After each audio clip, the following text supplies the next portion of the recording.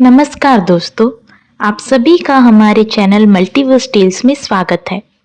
आज हम आपको भगवान शिव के उन 12 दिव्य ज्योतिर्लिंग की यात्रा पर ले चलेंगे जो हर भक्त के लिए श्रद्धा और भक्ति का केंद्र है।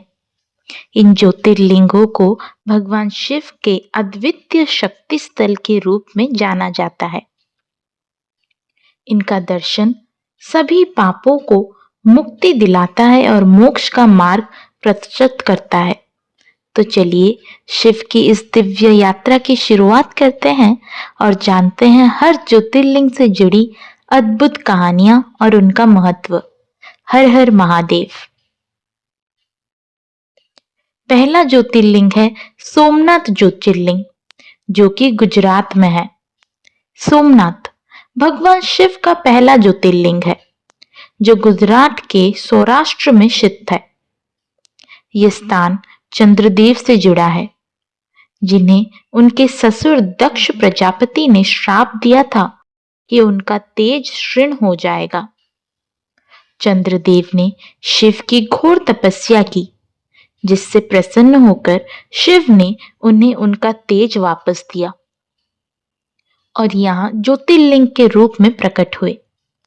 इस मंदिर को कई बार विदेशी आक्रमणकारियों ने नष्ट किया, लेकिन हर बार इसे फिर से बनाया गया।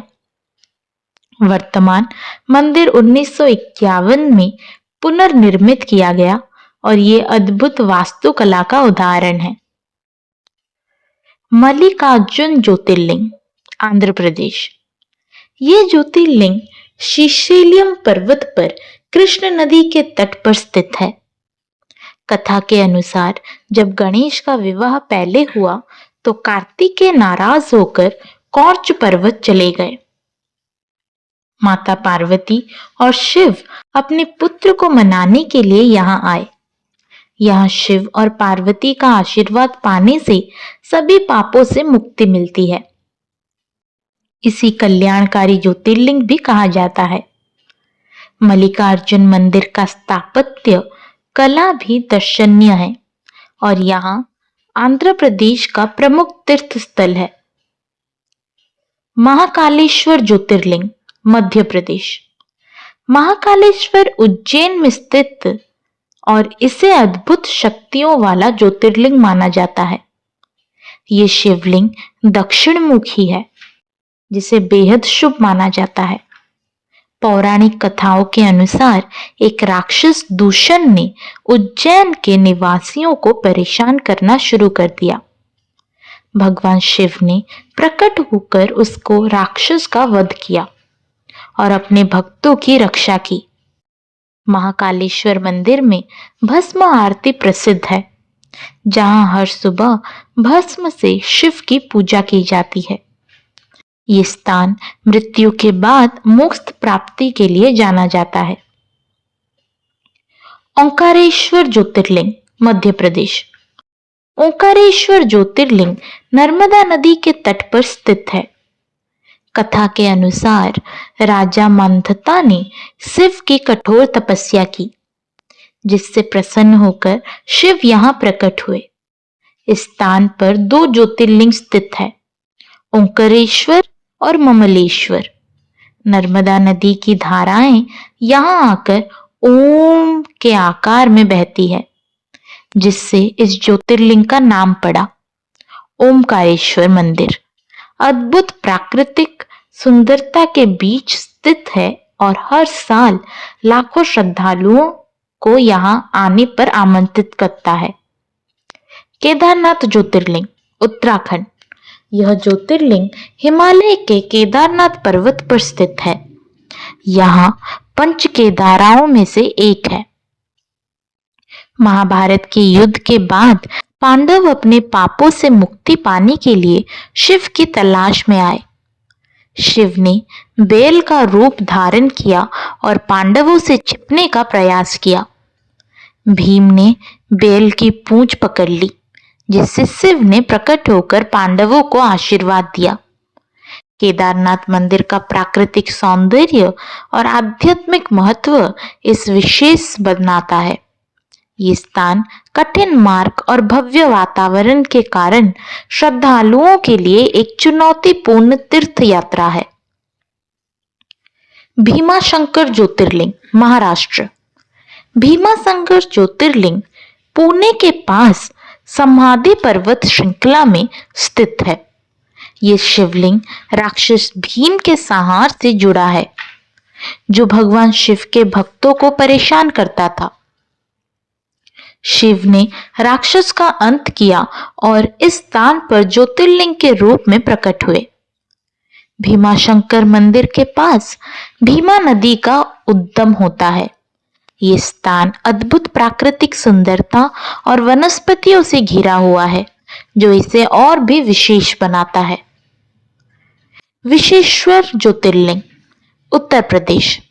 काशी में स्थित विशेषेश्वर ज्योतिर्लिंग को शिव का सर्वोच्च निवास स्थान माना जाता है। इसे मोक्ष प्राप्ति का द्वार कहा जाता है। कहा जाता है कि यहाँ मृत्यु के समय भगवान शिव स्वयं भक्तों के कान में मोक्ष मंत्र देते हैं। ये ज्योतिर्लिंग गंगा नदी के तट पर स्थित है और यहाँ का प्राचीन मंदिर हर साल लाखों भक्तों को आकर्षित करता है। काशी विश्वनाथ मंदिर हिंदू धर्म के सबसे प्रमुख तीर्थ स्थलों में से एक है। त्रयंबकेश्वर ज्योतिर्लिंग, महाराष्ट्र। त्रयंबकेश्वर ज्योतिर्लिंग नासिक के पास गोदावरी नदी के तट पर स्थित है। पौराणिक कथाओं के अनुसार गौतम ऋषि ने शिव को प्रसन्न करने के लिए कठोर तपस्या की और उनसे गोदावरी नदी को पृथ्वी पर लाने का वरदान मांगा। शिव ने उनकी भक्ति से प्रसन्न होकर यहाँ ज्योतिर्लिंग के रूप में प्रकट होकर गोदावरी को प्रभावित किया। त्रयंबकेश्वर मंदिर का विशेष महत्व है क्योंकि यहाँ शिव, पार्वती और गणेश की त्रिमूर्ति के रूप में पूजा की जाती है। वैजनाथ ज्योतिर्लिंग, झारखंड। ये ज्योतिर्लिंग भगवान शिव के प्रति रावण की भक्ति से जुड़ा है।